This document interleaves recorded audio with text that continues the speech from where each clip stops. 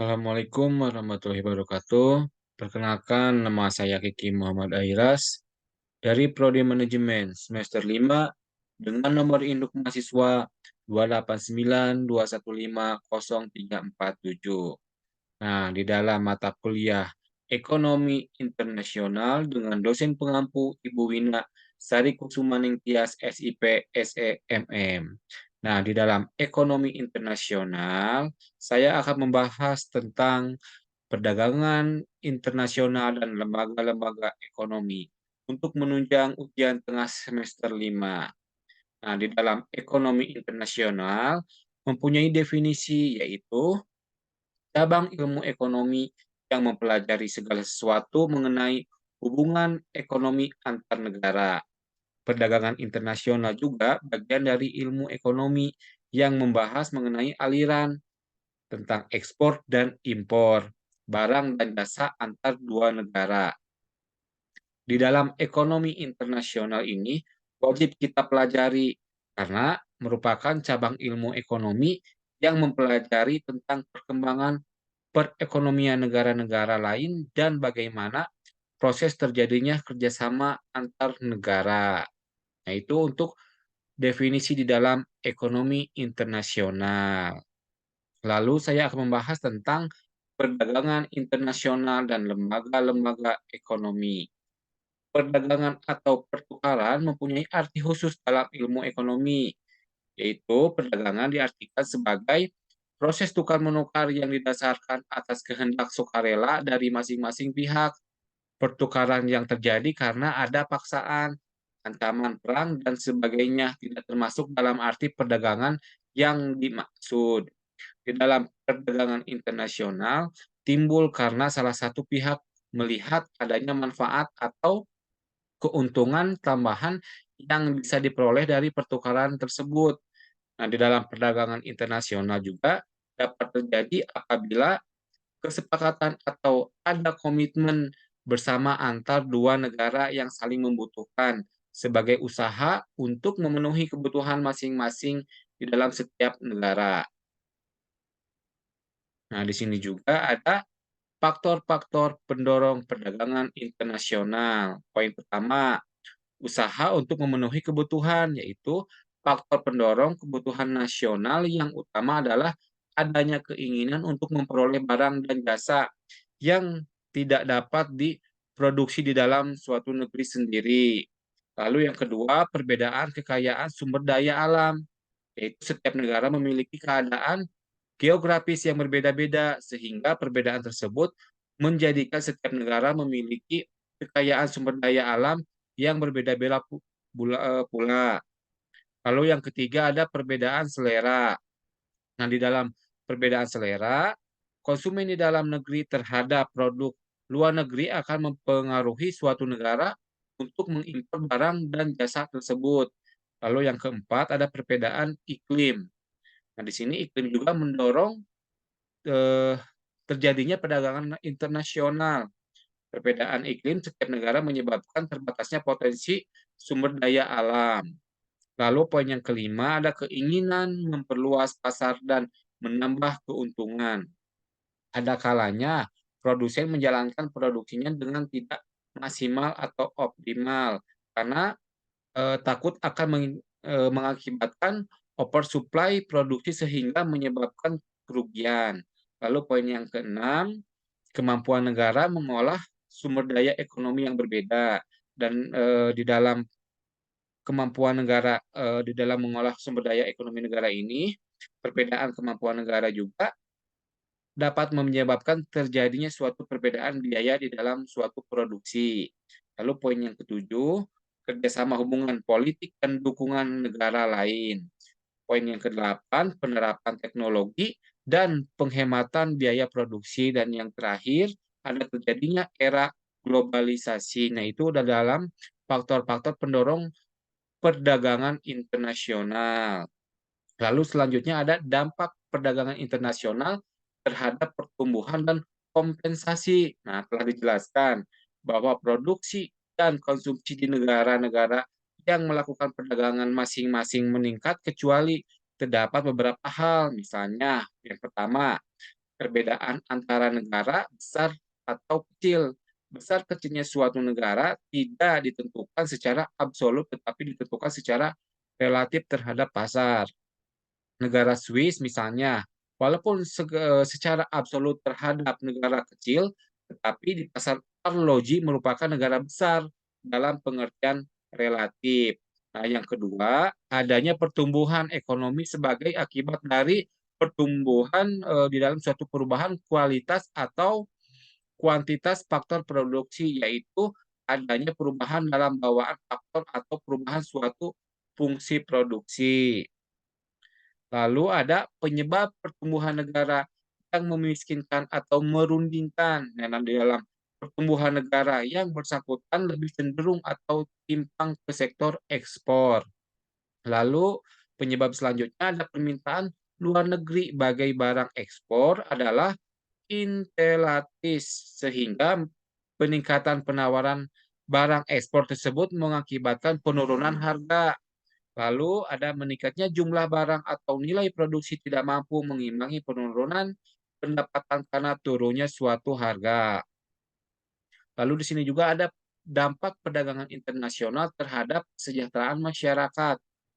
Bagaimana meningkatnya kesejahteraan sebagai hasil dari perdagangan didistribusikan kepada masing-masing negara? Nah, terdapat dua sudut pandangan yang mempunyai kesimpulan yang bertolak belakang satu sama lain. Nah, sudut pandangan pertama menurut teori neoklasik bahwa hubungan perdagangan luar negeri yang mempunyai pengaruh lebih memeratakan distribusi pendapatan lewat dua saluran utama, yaitu saluran perdagangan dan saluran modal. Lalu sudut pandangan yang kedua bertentangan dengan teori neoklasik, menyatakan bahwa kesimpulan-kesimpulan teori neoklasik ini bertentangan dengan teori neoklasik yang menyatakan bahwa kesimpulan-kesimpulan teori neoklasik itu bertentangan dengan sejarah maupun kenyataan yang ada sekarang. Perdagangan bebas dan penanaman modal asing justru tidak jarang mempertajam ketimpangan, baik dalam distribusi pendapatan antar negara maupun distribusi pendapatan antar warga masyarakat dalam suatu negara. Nah, itu dampak perdagangan internasional terhadap kesejahteraan masyarakat. Nah, di sini juga ada lembaga-lembaga ekonomi perdagangan internasional.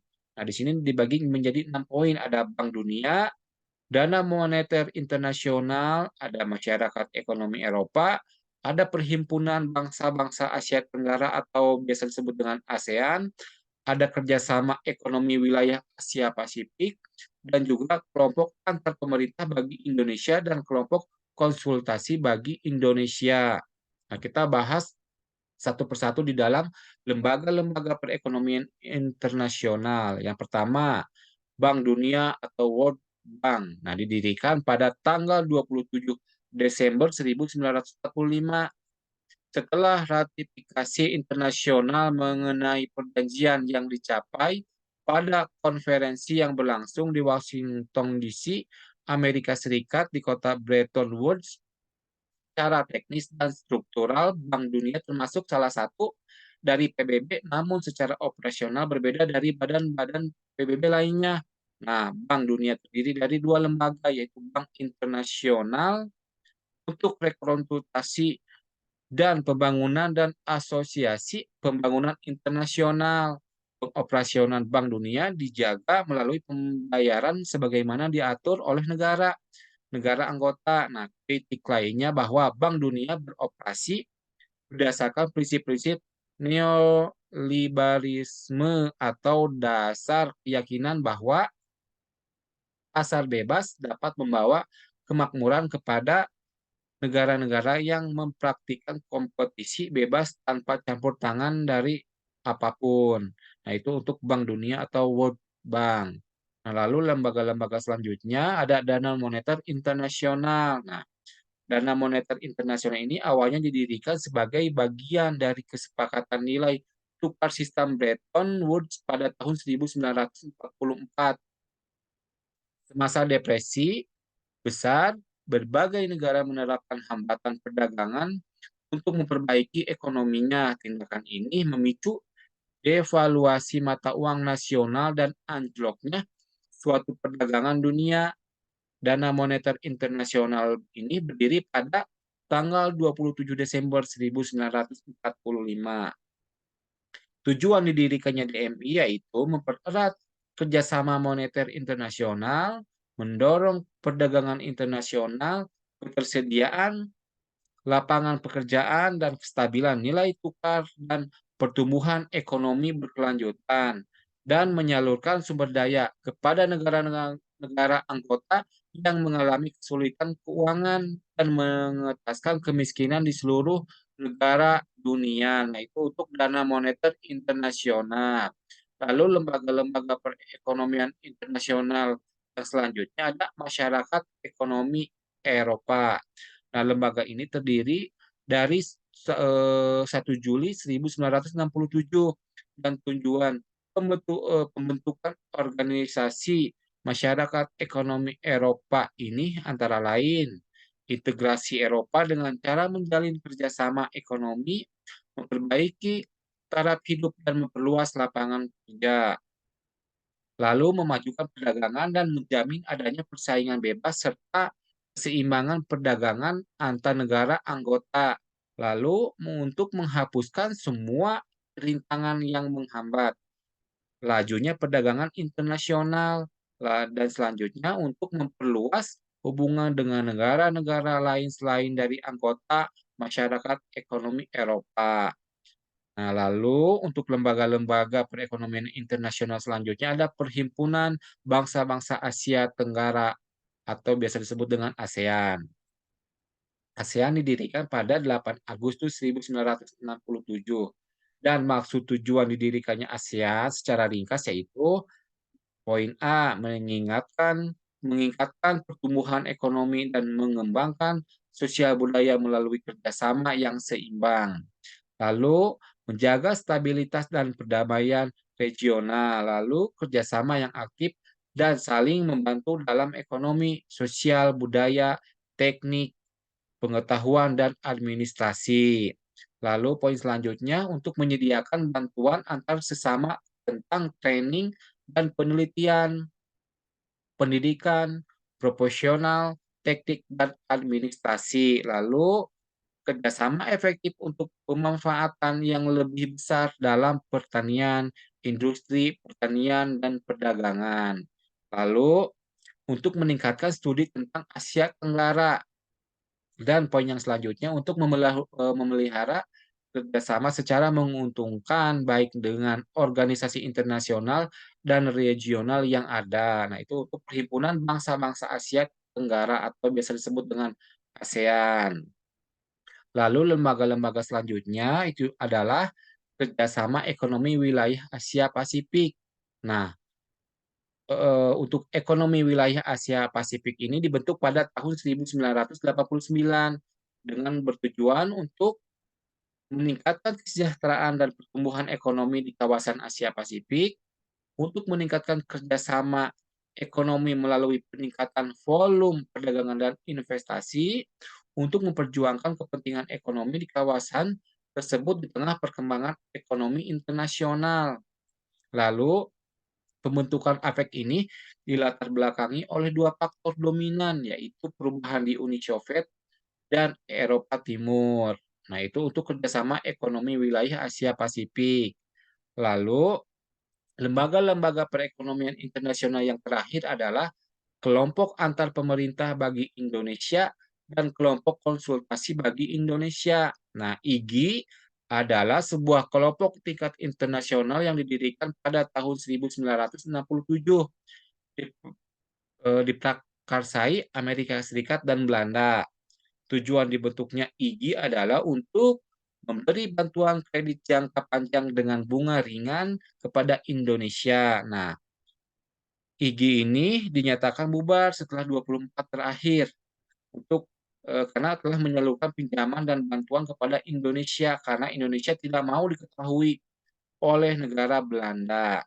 Nah, pada Februari 2007, Presiden Susilo Bambang Yudhoyono membubarkan TGI karena Indonesia tidak ingin lagi berhutang kepada IMF dan lembaga donor lainnya. Nah, itu adalah lembaga-lembaga perekonomian internasional. Nah, di sini juga tali perdagangan internasional dan lembaga-lembaga ekonomi mempunyai arti kesimpulan. Nah, dengan adanya perdagangan internasional, permintaan dan penawaran ekspor produk untuk negara lain akan semakin meningkat. Ini akan meningkatkan perekonomian negara juga. Nah, jika suatu negara lebih banyak melakukan ekspor daripada impor, maka pendapatan nasional negara tersebut akan meningkat sehingga nantinya berpengaruh positif terhadap pertumbuhan ekonomi. Nah, itu mengenai ekonomi internasional. Sekian dari pembahasan mata kuliah ekonomi internasional ini. Apabila ada kesalahan mohon dimaafkan. Sekian dari saya. Wassalamualaikum warahmatullahi wabarakatuh.